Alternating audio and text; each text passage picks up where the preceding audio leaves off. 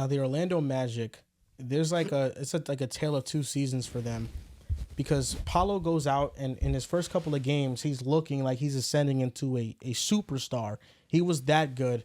He gets hurt. Then Franz takes over and Franz looks like he's ascending into a true star as well. Okay, say it. And they were winning games, and then Paolo comes back with Franz, and now they're losing and they can't play together. Now I'm gonna read you this lineup data. It's 3 iterations. Franz, Wagner, and Paolo on the court together. Franz on, Paolo off, and Paolo on and Franz off.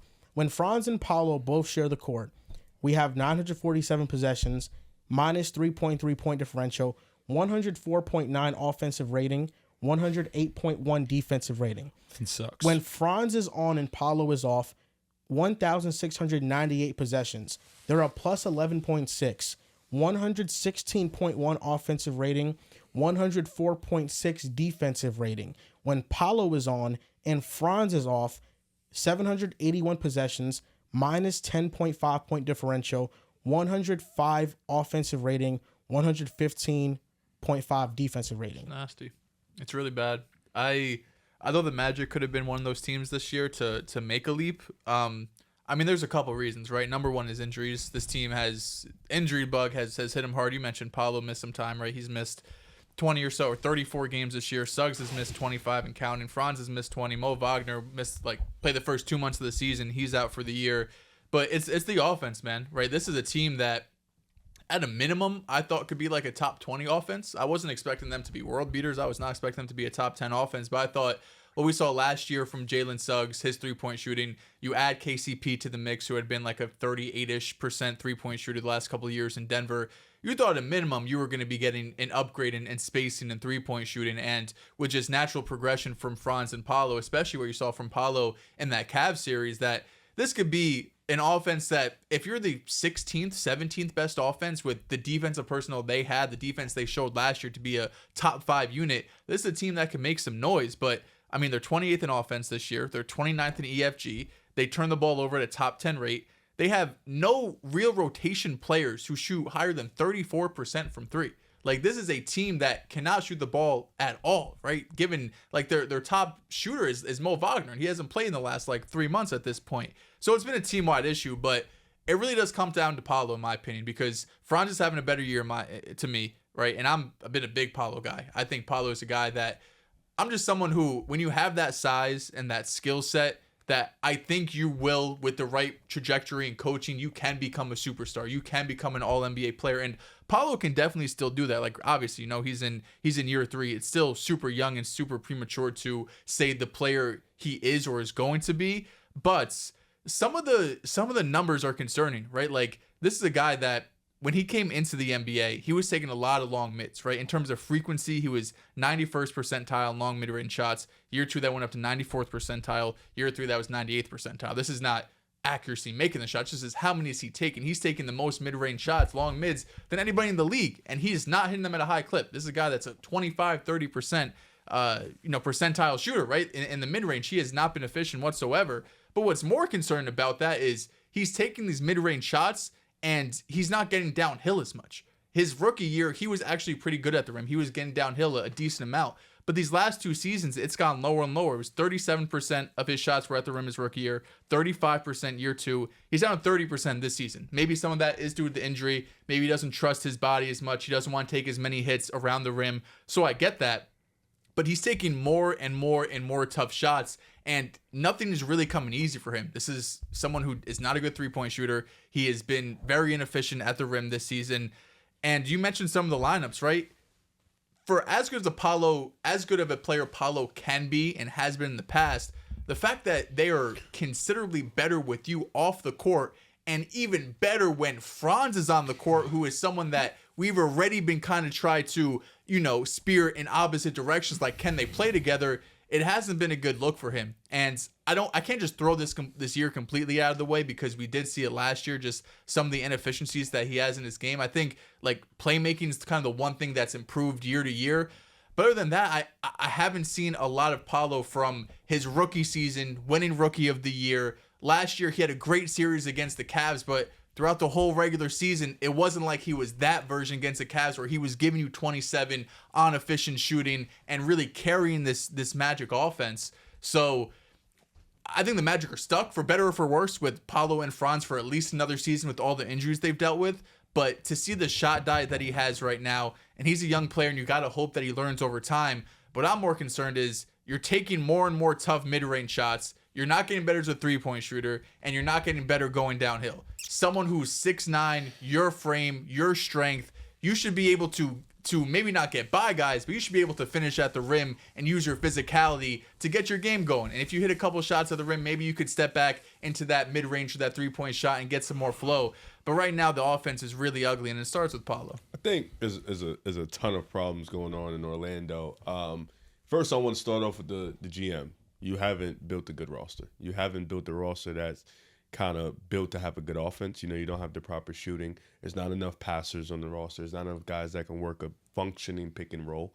Number two, I look at Paolo's game, and I think 6'10", loves the mid-range game, got a good handle. Would love for him to get a pick and roll partner, somebody that he can set the screen for, somebody that can set him up for open looks. I do get your sentiment. I think it's both. Two things can be true. I think same thing with John Morant. The offense can cater to your needs. Also, you can get better as a player. I think two things 100% can be true. And I think this offense isn't catered towards Banchero's needs or strengths. I think it's hard for a player like that who is a guy who has a tough shot diet, a guy who takes a ton of tough shots, already in a situation where you don't have the best spacing. I also think, you can also take better shots. You can also not take the difficult shots, maybe get better at the mid-range, maybe get better at the three-point line, work on your handle and stuff like that. I think Orlando, we were projecting them to be this team next up, and I think they still have a ton of potential for the long-term goal. I think Franz, Banchero, Jalen Suggs, that's a nice trio that you still want to feel hopeful about. But this season, like you mentioned, has been a wash with all the injuries they've dealt with. Offensively, you did not get what you thought you would get from KCP this year. I think that's also another miss that you had. Granted, he can be so much better next year, but just speaking this year, Anthony Black has not progressed in the way you want him to progress. You have a bunch of non-shooters on your team, so it's really hard to function like that in the NBA. You don't have a ton of elite slashers either, so you're not pounding the paint like that. I mean, Franz has been amazing this year. His game really can function with or without the shooting, and I think his game really is just get downhill, attack the pick and roll, attack the big drop, and he's really good. For Banchero though, the lights don't look too bright right now. I think the playoff series really gives him an avenue to kind of look at this year and be like, all right, you get more spacing, get him a point guard, he'll be okay. Because in the playoff game, he was so good. In the playoff series, he was so great. Franz wasn't good. He couldn't hit the three ball, and the same things weren't works. But now we can look in hindsight, that matchup wasn't good for Franz. Now you have a front court with Evan Mobley. That matchup wasn't great for Paolo either. I mean, he exposed Niang, he exposed Okoro. Like, anytime he got a mismatch, he completely destroyed them. I think for Orlando, you have to look at it and you have to think, this season is a wash. What can we do in the offseason to get better? You have three bigs on your lineup. You have three bigs right now. Wendell Carter Jr., Mo Wagner, Goga Batate. Isaac's in that too. Isaac is and that's another guy. $25 million, can't really give you anything on offense. He can't shoot. He's shooting it's below 30% this year. You just have a lot of defenders, and that's good. That's really, really good. But you don't have a ton of offensive players. You really don't have four, and that's not a good function offense or the way you want to work in this NBA. I feel like what you mentioned was about working with spacing. I think that points to Paolo, because I think Paolo and Franz's playmaking are very different. I think the way that they get their assists are very different. I think Paulo Banchero is a lot of isolation. He's going to attack mismatches. He's going to settle for those mid-range shots. If somebody closes out and double teams him, he's going to kick it out, and that's how he's going to get his assists. Franz Wagner is more downhill, more pick and roll heavy. He's going to be the ball handler in those situations, and he just creates better shots for his teammates. And that's why they were 19 and 15 without Paolo this year, and they were playing really well with Franz. Franz dealt with the same spacing issues, but he's able to make his teammates better. And I think with Paolo, the shot diet is a concern, but we don't talk enough about how Franz is also better defensively than Paolo. And Franz, I think the only thing that Franz isn't better at than Paolo, I think, is just probably the mid-range shooting. But Paolo hasn't been the most efficient at that, even in his frequencies. Yeah, so I think that's the number one thing. You know, Paolo's young, so there's still ways for him to grow as a player. George Niang trash-talked him and told him, like, that's not going to work, those long twos. And Paolo shrugged it off, as he should, because he dominated Niang with that same shot diet. But I do think that in order for Franz and Paolo to coexist, something has to change. And I think that's more on the part of Paolo and his play style rather than Franz. I think that more than anything, for them to coexist, we need spacing on this fucking team, for the love of God. The it's just fact they don't that have there bad is no... players. Like Jalen Suggs, He's been hurt, he's and not that's shooting why. That's why I can't really look at this Magic team and really be critical, because at some point in the season you had no Paolo, but we had Franz and Jalen Suggs, and Jalen Suggs struggled to shoot and score, but you knew what you were getting on the defensive side. But Franz was so all world. It's just who goes. And then, what do you mean by that? Like, we're asking for Orlando to get more spacing around their two stars. Mm-hmm. But who goes? Because Suggs is locked in. No, Suggs has to stay. Is a good shooter. He if is both of them on the floor. Correct. And I think that right now we saw him be streaky, not shoot the three ball at an efficient clip. It's just that the moves you've made in the margins have been dog shit. Jet Howard barely plays. KCP, one of the worst signings. We have no 3-point shooting. Anthony Black, we thought it'd be a point guard. He'd be the successor to Markelle Fultz, but you drafted another guy who couldn't shoot the basketball. And don't grin at him. They had no other option. He was the best available. He just didn't develop a 3-point shot. I remember that Summer League game. Last year, Orlando shot well to a point where they weren't able to keep that up. Everybody shot well. To Jalen Suggs, to even Gary Harris, even though he wasn't all around good. In playoffs, he did shoot or just well. regular season? Yeah, the regular season. They shot well. Wendell Carter. Bottom like 10. I was going to just offense as a whole, they were not good. Jonathan Isaac, he shot better than what he's doing right now. They had more spacing last year, even though there wasn't much of it. But there's a difference between shooting well and having respectable shooters. Jalen Suggs can shoot 40% from three. Nobody is really worried about guarding him tight. I was going to say, I'd argue he is a respectable shooter. Like at its finest and like in its purest definition. And that's a good thing. Nah, if you want Jalen, he don't get the respect yet. He don't get that respect. But if you're the Magic, you don't look at him like, all right, of our shooters, exactly. I mean, but for the defense, like it doesn't make. But if you're Jalen, that's a win. Game plan. Sure. If you're Jalen, that's a win. Is it a win for Orlando? The thing is, if you have Paolo, if you have Franz on the court, that's a win for if he's your best Orlando. shooter, that's not a win. See, but that's the thing. I don't think that should be the case though. That's the because thing, Jalen Suggs' elite trait is on the opposite side of the ball. He's one of the best perimeter defenders. He's one of the better defenders on that side. But when you look at this team and the fact that the big three, their big three, it's not a big three, their big three has failed to be on the court at the same time this season, that's where you really fail to look at the Magic and be able to critique them in a positive or any type of way. I look at Paolo and I understand you haven't been an efficient driver. You haven't been really looking for that to be a part of your game. And where I could come up here and say, damn it, the spacing is terrible. That's why it's so crowded and he can't get downhill. But then I look at Franz and he's able to do it so damn easily. It's like, I really want to be kind, but I can be kind because he doesn't look at 100%. And you read the numbers, and yes, it's been trending more and more in the direction that he stops driving. He settles for more of these mid-ranges.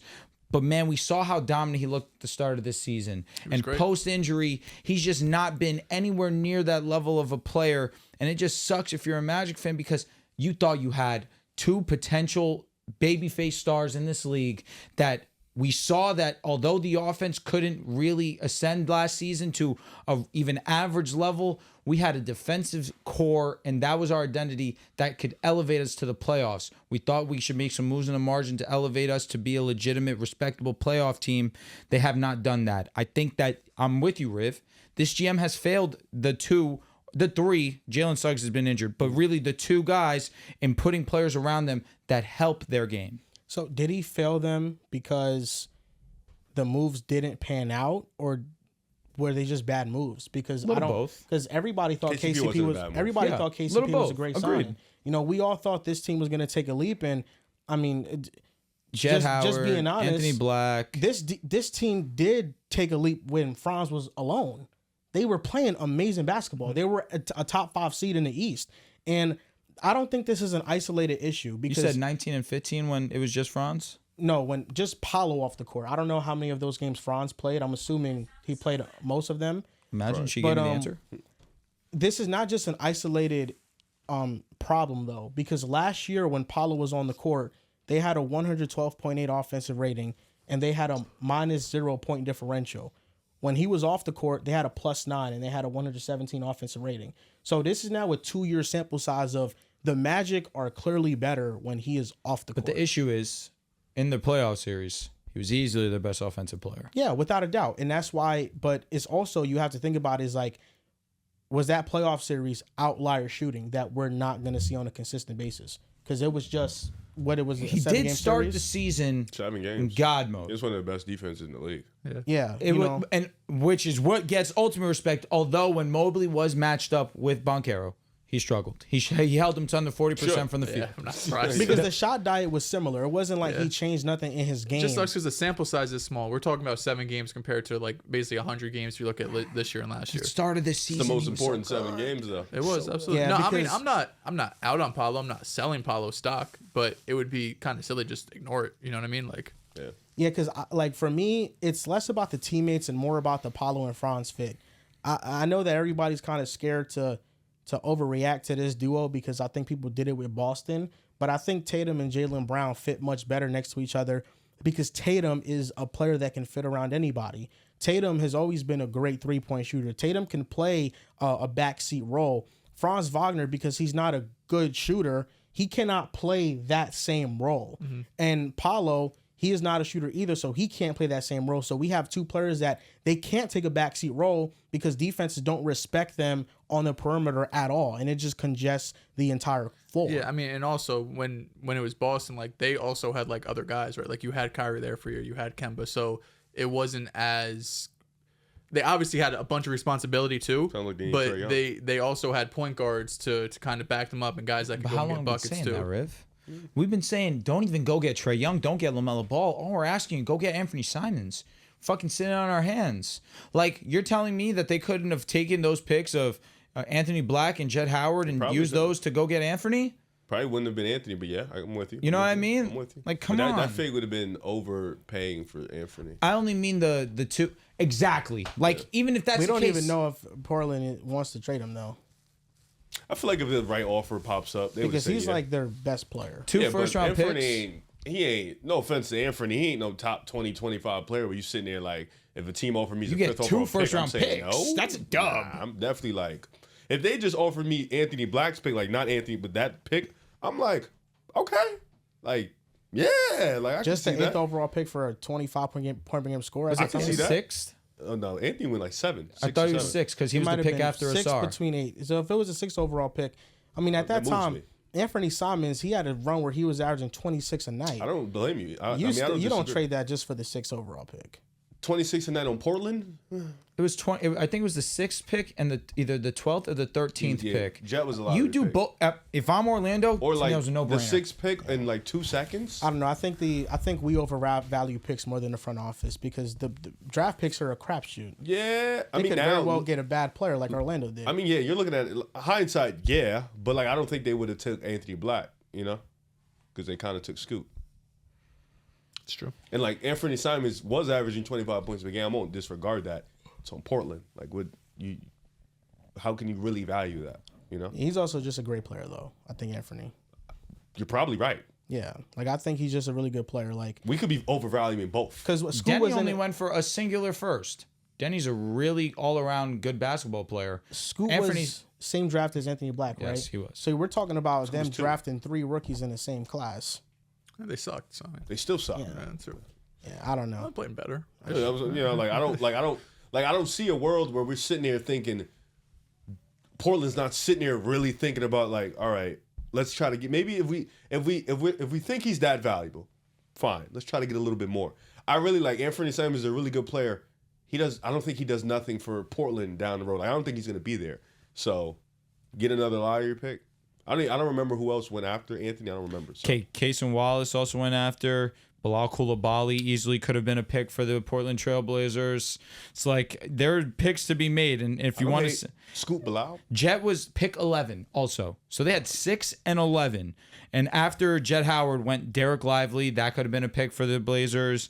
On a lesser scale, Cam Whitmore. Lively went after. No, the 10th pick. Lively went after Jet. The before. 10th was actually Lively because They They traded. traded. You're 100% right. Traded. You're 100% right. Yeah, the Dallas Mavericks got Lively at 10, but no, I mean, there's definitely picks to be had there, but you're not getting the best out of all your rookies if all of them are Case like went drafted 12, so if I'm not high. mistaken. I just think with Orlando, there's reports that the GM doesn't make phone calls, so he very well is not doing nothing. But I felt like we came into this season thinking that Orlando was gonna have a great season. I feel like we came into the season thinking that this team was gonna make a leap. So I think saying that the GM did a bad job when we all thought he did a great job before the season is a little disingenuous. Because I mean, you could just argue those two picks, very, very low key. The picks of Anthony Black and Jet Howard set them back. they have not panned out 100%. Especially Jet Howard. I think Anthony Black here or there he shows flashes. He plays well. Shooter. But Anthony Black when they drafted him couldn't shoot. Yeah, he couldn't. He couldn't. I agree. At all. So like Bad that process. that was not. We were. A good I mean, pick let me to not make. say. I wasn't overly optimistic about it when they drafted him. But you also thought that Suggs wasn't going to take that shooting leap either. They also banked I on him. believed in Suggs because he had those April runs where he was shooting the 3-ball. Yeah, it's just like we all thought that he did a great job. I think right now it's the team and how they're fitting. I think they're hurt. you're thinking to yourself, hey, listen, we're hurt, we're injured, and the team we see with one star on and one star off, the production is completely different. It's just about merging those two and finding a way to play cohesive and play together. Yeah, just get spacing. For the love of God, please.